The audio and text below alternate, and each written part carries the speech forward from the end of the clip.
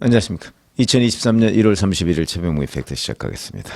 제가 오늘 오전에 쌍방울의 김성태 전 회장이 이재명 대표를 위해 뛰었다, 뭐 이런 표현을 써서 유튜브를 해드린 적이 있는데요. 그게 무슨 얘기냐면 이재명 대표의 대권 플랜의 일환으로 그 쌍방울이 대북 사업을, 이재명 대표의 대북 사업을 도와줬다는 거죠. 그건 이재명 대표가 경기도지사 시절에 그랬다는 겁니다. 그러면 김성태 전 회장이 이재명 대표를 그런 식으로 도와준 대가가 있을 것 아니냐. 뭐 그건 이제 앞으로 검찰 수사에서 밝혀져야 된다. 뭐 이런 말씀을 드린 적이 있는데, 김성태 전 회장이 왜 그러면 이재명 대표의 대권 플랜을 위해서 이렇게 열심히 뛰었을까 하는 부분을 제가 과거 기사를 좀 찾아보니까 흥미로운 대목이 있어서 오늘 그 설명을 드리려고 합니다. 이게 그 전부터 이제 이재명 경기도지사는 경기도지사에 당선되고 나서 북한 문제에 굉장히 많은 관심을 가졌습니다. 그러니까 그때부터 이미 대통령 출마를 계획하고 있었던 것으로 볼 수가 있죠. 왜 그러냐면 2017년에 한번 그 경선에 나와서 문재인 후보한테 졌으니까 2018년에 지방선거가 있었지 않습니까?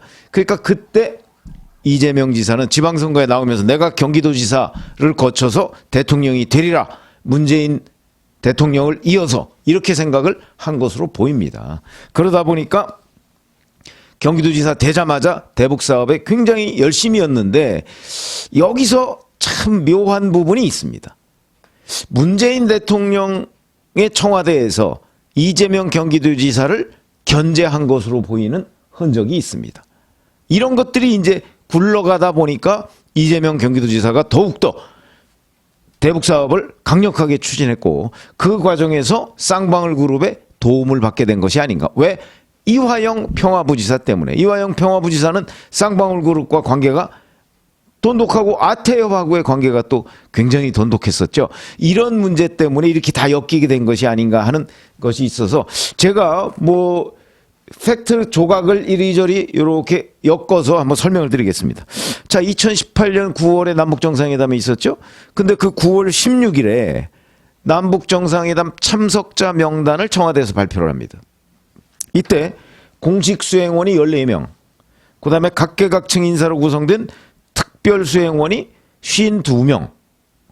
그래서 지방자치단체장 중에서는 박원순 서울시장하고 최문순 강원도지사가 포함됐습니다. 이상하죠? 박원순 서울시장은 전국시도지사협의회 의장이다, 이런 명목으로, 최문순 강원도지사는 접경지역 도지사다, 이렇게 돼 있는데, 사실 따지고 보면은 북한과 접경지역은 경기도가 훨씬 더 많습니다. 접경지역이. 그리고 경기도가 우리나라 그 광역자치단체 중에 인구가 제일 많죠. 그런데 왜 이재명을 빼고 최문순을 넣었느냐. 이게 당시에 보니까 굉장히 많은 그 기사들이 나왔습니다. 왜 이재명을 뺐느냐. 근데 뭐 대체적으로 그 기사의 결론이 없습니다. 제가 보건대는 견제입니다. 견제. 2018년 9월 이즈음까지도, 왜냐하면 2017년 대선 후보 경선 때 문재인, 이재명이 경합을 했기 때문에 이재명 경기도지사를 문재인 청와대에서 견제를 한 거죠. 그러니까 설명이 안 됩니다. 이재명을 빼고 최문순 강원지사를 넣은 이유가. 여하튼 이런 것 때문에 이재명 경기도지사가 물먹었다. 그때 평양 갈 기회를 물먹은 거죠. 자, 그런데 이런 거 한번 생각해 보시죠. 9월 16일 날 참석자 명단 발표했다고 그랬죠.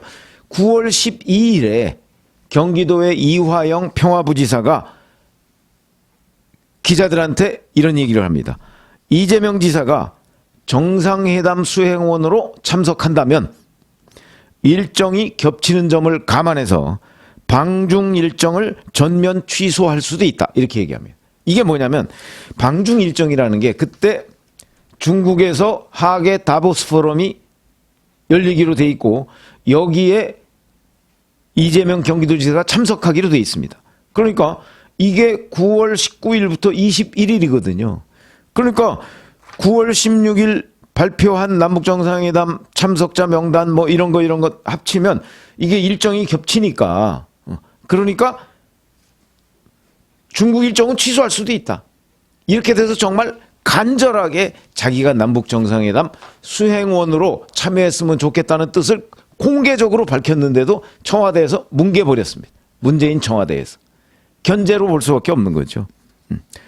자, 이렇게 되니까 이재명 당시 경기도지사가 9월 16일 날 SNS에다가 물 먹은 게 아니라는 식으로 올립니다.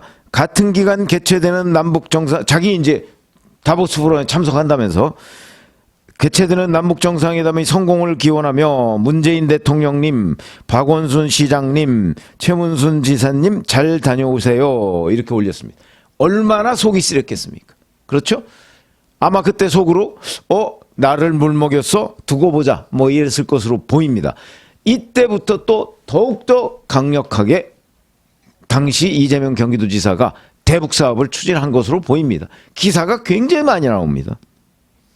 자, 이렇게 돼서 바로 9월 중순에 이렇게 물먹고 문재인 청와대의 견제로 물먹고 나니까 바로 10월 달에 방북단을 만듭니다. 경기도가.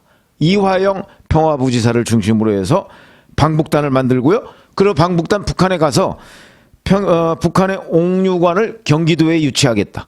이재명 경기도지사가 연내에 방북하겠다. 이렇게 방북 추진하겠다. 이렇게 얘기가 나오고요. 곧바로 북한의 리종혁 조선아태평화의 부위원장 뭐 이런 사람들을 초청을 합니다. 또 초청해서 무슨 세미나 뭐 이런 거 가지고 굉장히 강력하게 본인의 방북을 추진했었다. 이런 걸 알 수가 있죠.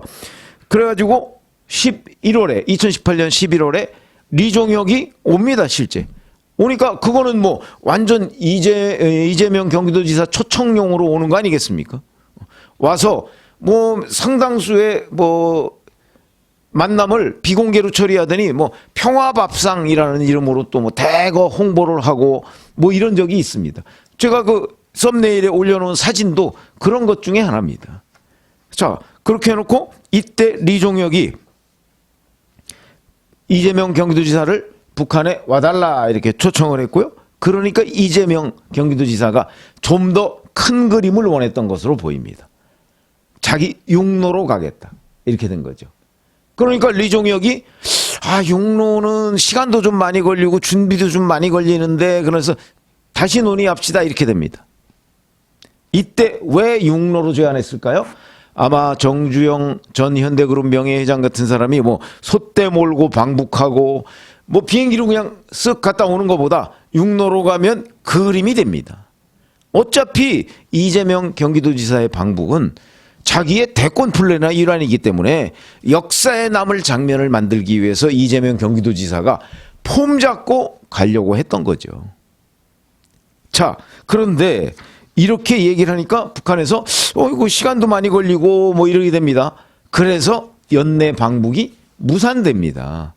그러니까 또 이화영 평화부지사를 통해서 뭐 아마 요건 이제 추정입니다만 이화영 평화부지사를 닥달을 했겠죠. 그러니까 이화영 평화부지사가 또 계속해서 방북 이재명 경기도지사의 방북 프로그램은 살아있다 이런 걸 막 어마어마하게 홍보를 합니다. 이 당시 2018년 말부터 2019년 초까지 기사들을 찾아보면 이재명 경기도지사 곧 방북, 뭐 방북 일정 북한과 협의 뭐 이런 내용들이 엄청나게 많이 나옵니다.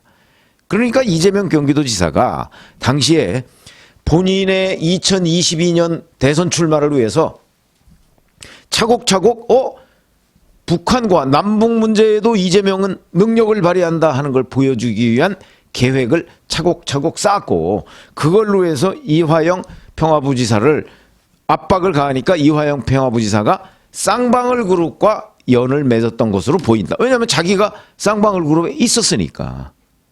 그래서 그 다음에 이제 오늘 아침에 제가 말씀드린 거와 마찬가지로 2019년 1월에 중국에 가서 이화영, 김성태 뭐 이런 사람들이 이제 북한의 송명철 뭐 이런 사람들을 만납니다. 만나서 거기서 이화영 평화부지사가 김성태하고 이재명 경기도지사 간의 통화도 연결시켜줬다는 거 아닙니까? 그게 바로 그때부터 김성태가 이재명 지사를 위해서 뛴 계기가 된 것으로 보입니다. 그러니까 이게 전체적으로 보면 자, 그래서 이제 김성태가 그때 돈 주고 2019년 1월에 200만 달러 주고 4월에 300만 달러 주고 그다음에 또 11월에 300만 달러를 또 줘서 2019년에만 800만 달러를 북한에 갖다 줍니다. 우리 돈으로 거의 100억 원 정도죠. 이러고서도 육로 방북이 무산됩니다.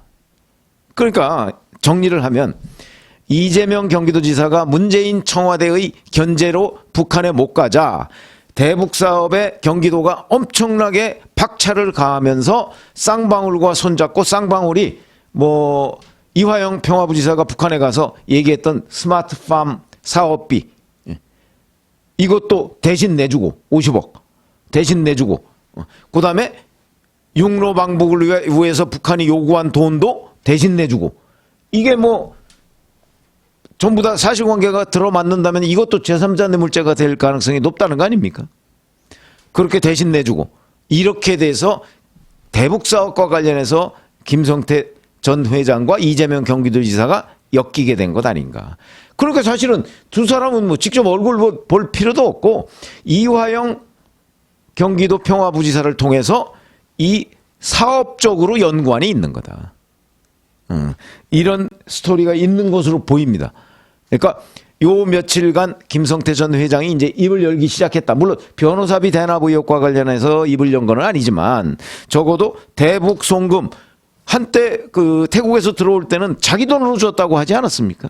근데 그런 거 다 무너지고 이제 이재명 당시 경기도지사를 위해서 자기가 일을 했다 하는 것을 실토를 하기 시작했으니까 제가 보건대는 아마 어떻게 경기도와 김성태 전 회장이 연결이 되기 시작했는가 하는 것부터 그 연결 과정에서 어떠한 뭐 예를 들어서 대가 관계 같은 걸 받기로 했는가 하는 것들도 이제 곧 드러나겠죠. 근데 제가 오늘 흥미로운 부분은 자, 이렇게 이재명 김성태가 엮이게 된 게 결국은 문재인 정부의 이재명 견제로부터 시작이 돼서 진행이 됐던 것 아닌가 하는 거를 이렇게 재구성해서 설명을 드렸습니다. 고맙습니다.